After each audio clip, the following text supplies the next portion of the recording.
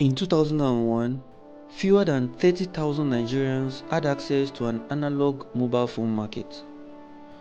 But today, one company alone has more than 96 million active subscriptions and controls over half of Nigeria's mobile market.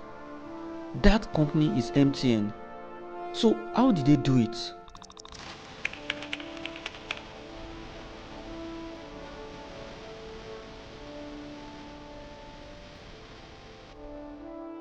To understand what MTN built, you have to understand what Nigeria looked like before they arrived. The year 2000, Nigeria was roughly 120 million people. However, their telephone lines was fewer than 400,000.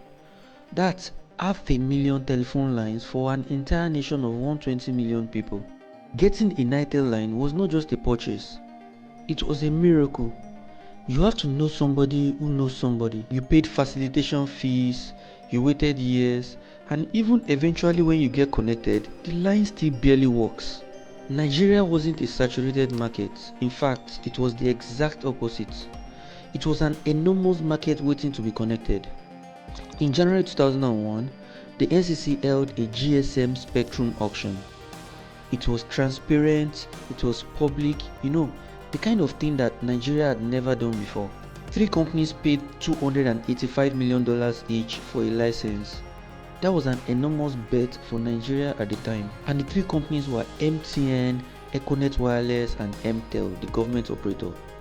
And the question was simple: who would connect Nigeria first? Now, here is where MTN story gets technical. And pay attention, because this is the part that explains why they won. Building a mobile network is not just buying towers. You need base stations, the towers you see everywhere, and those connect to a base station controller, the BSC, which manages a cluster of towers. The BSC connects to the mobile switching center, the MSC. That is the brain. It routes calls, manages handovers, and even connects to the other networks. The BSC also connects to the 7 GPRS support node, the SGSN, and this part manages the data. Think of it like this: the tower is your Wi-Fi router at home, the BSC is the switch connecting all the routers in your estate, and the MSC is MTN's main server, the big room where every call gets connected. When you call your cousin in Kano from Lagos, the call bounces through this entire chain of network in milliseconds. That is not magic, that is engineering. MTN had 7 months between winning this license and commercial launch. 7 months to build this chain across multiple cities. Don't forget, in Nigeria, no reliable power grid, no fiber backbone, and they had never even operated outside South Africa. On May 16, 2001, the first GSM call was made on MTN's network at Maritime House, Apapa, Lagos. Same year, August 2001, commercial launch, Lagos, Abuja, and Port Harcourt. Then something happened that I am sure even MTN did not predict. Within 5 weeks, guys, 5 weeks, 50,000 subscribers. By June 2002, 500,000 subscribers. By March 2003, 1 million subscribers. The demand was not high, it was explosive. Nigerians were hungry, and MTN was the first with a working network. While MTN was government funded and slow, MTN was building over 900 base stations across intercity highways, and over 2,000 communities were covered by 2004. MTN wasn't waiting for Nigerians to come to telecommunications. Telecommunications was coming to Nigerians. Now, the network was good, but the game changed because of something else. MTN understood the truth about Nigerians that their competitors did not. Nigerians don't just buy products, Nigerians buy stories. MTN didn't advertise like a company selling SIM cards. They built an identity. Yellow became associated with telecommunications.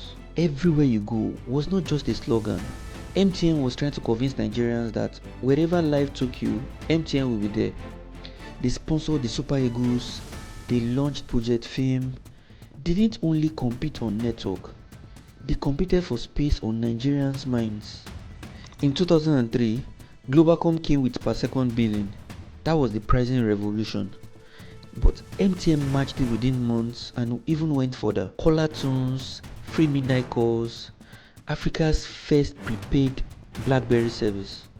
In 2005, this was digital luxury. And then in 2013, mobile number portability launches. Nigerians can finally switch networks without losing their number. They took Saka, the face of Etisalat, and adding port to MTN on national television. If Saka can leave Etisalat, so can you. That's some genius stuff right there. MTN had turned a telecom feature into a Nigerian culture. By 2013, 50 million subscribers. By 2021, over 70 million. But marketing alone cannot create a telecom giant. Eventually, the network has to deliver. In 2015, the NCC drops a big fine on MTN Nigeria. 1.04 trillion naira. That's around $5.2 billion. Larger than MTN Nigeria's entire yearly revenue. And the reason is 5.1 million unregistered users on MTN's network after a government's registration deadline. Being the biggest player also means being under the biggest microscope. The government was firm. Unregistered SIMs means untraceable criminals. Boko Haram was active, kidnappers were rising, Nigeria was not negotiating. Now let me explain why this was a technical nightmare, not just a fine. Every SIM card has an IMSI, International Mobile Subscriber Identity. That IMSI must be linked to biometric records, fingerprints, facial data and personal information. MTN had to collect biometrics from over 70 million subscribers, store those records securely, verify against the government database, and everything must happen within 10 days. This is not a marketing problem. This is data engineering at national scale. After months of intense negotiation, at one point involving two sitting presidents, the fine was restructured to 330 billion naira. MTN paid and they reformed. Delisted on the Nigerian Stock Exchange in 2019, 20.35 billion shares at 90 naira, the largest IPO in Nigerian history. Millions of Nigerians became MTN shareholders and MTN stayed. From crisis came transformation. In 2016, they won the 2.6 GHz spectrum and built what would become Africa's largest 4G network across 14 cities. By 2018, over 25,000 kilometers of fiber backbone, longer than Lagos to London and back. Now, here is why spectrum matters. Low band travels far but carries less data. High band carries more data but doesn't travel far. MTN bought mid band, 2.6 GHz, and that balanced both. And that's why your 4G video streams faster. It's simply physics, not magic.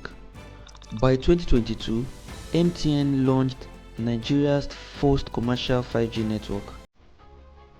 Download speeds clocking over 200 Mbps, 6.4 times faster than 4G. And that same year, something even bigger, MoMo, MTN's mobile money. The CBN granted MTN a payment service bank license. Within 6 weeks, 7 million transactions. Today, over 800,000 agents, small kiosks, shops, and individuals who act like human ATMs. For over 40% of Nigerian adults without bank accounts, MoMo became their first experience with formal financial services. And in 2025, MTN's data revenue overtook their voice revenue for the first time ever. Not a phone company anymore, an internet and financial services giant. So why did MTN remain on top while other networks came and went?